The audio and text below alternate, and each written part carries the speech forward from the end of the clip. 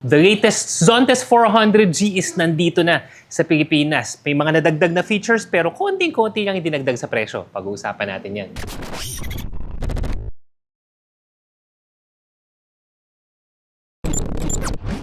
Pero bago natin pag-usapan yung mga pinagbago sa version na to ng Zontes G, napansin namin na marami pa rin sa inyo hindi nakafollow sa mga channels and pages ng Motor ni Juan. Malaking bagay ay inyong mga like, comment, and share para siguraduhin na mas marami pang makakapanood ng video na to. Saka syempre, para updated ka. Zontes 400G mga brother, ito, available na ngayon sa Moto Changi PH, brand new.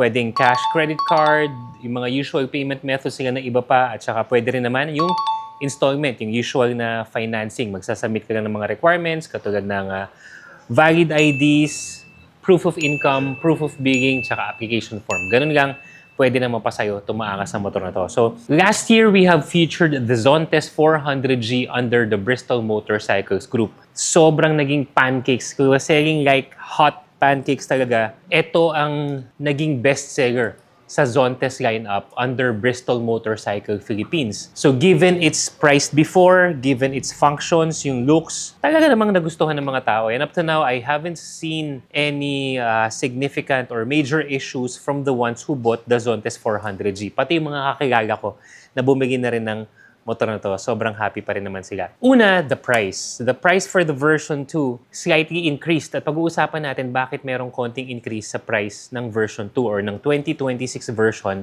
ng Zontes 400G. Last year, the version 1 of the Zontes G was priced at 398,800.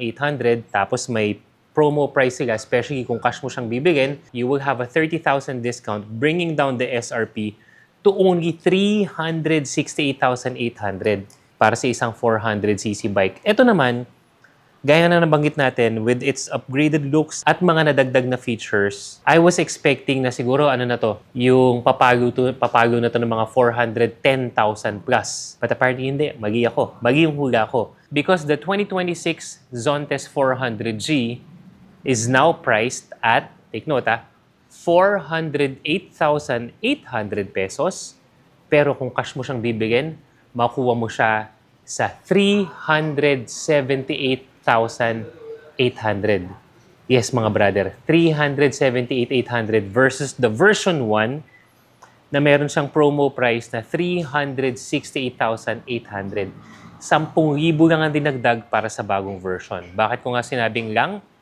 Eto, pag-usapan natin ngayon. So for the looks, hindi ko na masyadong i-detalye dahil napag-usapan na natin. It still has that adventure identity, yung bulky, makanto, aggressive, macho yung motor. And then, nandyan pa rin yung kanyang built-in na crash guard with fog lamps. Again, ito mga brother, hindi ito auxiliary light ha. These are just fog lamps. Kung gusto mo mas maliwanag at mas malakas na ilaw, pwede kang magpunta dito sa One Moto Avenue. Kabitan natin ng mga auxiliary lights. Pero yung built-in ni Zontes G, same with the version 1, is still the fog lamps. So, sa looks, ano pa rin, imposing pa rin siya. Malaking motor na macho at alam na alam mo based on the elements or components of the design, pang adventure talaga. Ito mga brother, adjustable windshield pa rin to. Hindi lang nakakabit ngayon kasi pag brand new talaga dito, tinatanggal mo na yung windshield para nakatabi at hindi magasgas-gasgas yung windshield niya. Pagdating naman sa engine, this still has the same engine profile. 400cc bike with the power, with the acceleration that na hindi ka naman talaga magpapahuli. And this also features different riding modes, depende na lang talaga sa preference mo. Pero yun yung mga na-discuss na natin dati. One of the key things that we would consider as an upgrade to the Zontes 400G version 2 is the ride-by-wire technology. In a nutshell, kung hindi ka pa familiar sa ride-by-wire technology, especially when it comes to motorcycle, is yung ride-by-wire technology, gumagamit ito ng mga electronic sensors connected to the ECU para yun yung nag-enable sa mga throttle bodies natin. At dahil dyan, mas may capability na siya ngayon pagdating sa, kaya na nabanggit natin, having riding modes, and mas fuel efficient na rin to given its technology. Kung ikukumpara natin lalo na sa mga physical or yung mechanical na throttle na yung naka-wire pa, mga brother. So, definitely a huge advantage. At dahil nga dyan sa ride-by-wire technology na yan, the cruise control is now available sa 400G. Ay nako. Alam na mga bumabiyahe yan. Lalo na sa mga malayo ang biyahe, you're passing through expressway, sabihin na lang natin yung SCTEX, TPLEX, at malayo-layo pa yung babihin mo, or malayo na ang nabiyahe mo, yung cruise control na yan, napakalaking bagay when it comes to your riding comfort. So all you have to do is set it at a certain speed, kung saang speed mo siya isa-set, and hindi mo na kailangan na naka-throttle ka all the time. Pwede mong bitawan yung throttle, nakaalagi ka lang sa manibela, and the motorcycle will just continue to maintain that speed for you. Mas less yung pagod, mas convenient yung ride. At saka syempre, mas enjoyable kasi mas nakaka-relax ka na eh. So those two alone, the ride-by-wire technology, in effect, having that cruise control is, masasabi ko, sulit na kagad. Pagdating dun sa only 10,000 peso increase niya from the previous version. It still has the same TFT display, phone connectivity, screen mirroring, and all that stuff. And with the upgraded looks. Isa sa mga, pagdating naman sa aesthetics, mga brother, may mga konting-konting detalye lang na nabago. So you still have this handbrake. Yan. Pero yung pinaka-adjustable na brake lever na to, nandito na siya sa ibabaw. Mas convenient kasi alam ko yung sa V1, dito pa yun eh. Sa ilalim. So ito, mas convenient na siya pag i-adjust mo yung sa brake levers mo. Tapos yung upuan niya, slightly nag-iba. Yung dati kasi medyo mas pakat na ganun, mas may cut, mas may kanto.